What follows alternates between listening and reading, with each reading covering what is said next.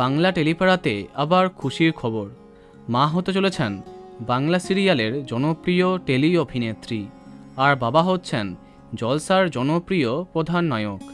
আমরা কথা বলছি টেলিপাড়ার অন্যতম জনপ্রিয় কাপেল রাহুল প্রীতির সম্পর্কে। 2020-তে বিয়ে করেছিলেন অভিনেতা রাহুল মজুমদার এবং প্রীতি বিশ্বাস। বাংলা ধারাবাহিকের দৌলতে তারা দুজনাই খুব জনপ্রিয়। অবশেষে সামনে এলো সেই খুশির খবরটা। বিয়ের 4 বছর পরে সন্তানের মা হতে যাচ্ছেন প্রীতি। 4 মাসের অন্তঃসত্ত্বা তিনি। সম্প্রতি সামাজিক মাধ্যমে এই আনন্দের খবরটি শেয়ার করেছে এই কাপেল। পোস্টে লিখেছেন, deer family, we are happy to announce that we are pregnant.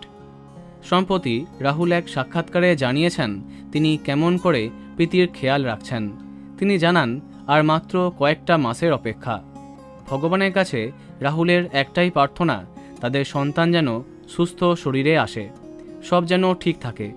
প্রসঙ্গত উল্লেখ্য, বালিঝড় শেষ হবার পরে অনেক দিন পর্দায় প্রীতিকে না দেখতে পেয়ে ক্রমাগত অনেকেই জানতে চাইছিলে কেন তিনি কামব্যাক করছেন না। তিনি কি বিদায় দিলেন বাংলা টেলিভিশনকে? অবশেষে সবটা সামনে আসাতে সবাই খুব খুশি। আমাদের পক্ষ থেকেও তাদের অনেক শুভেচ্ছা। তো বন্ধুরা, তোমরাও শুভেচ্ছা জানিয়ে দাও, ভিডিওটি লাইক এবং শেয়ার করো। এই রকম আরও অনেক ভিডিও পেতে সাবস্ক্রাইব করো কারেন্ট বস। ধন্যবাদ।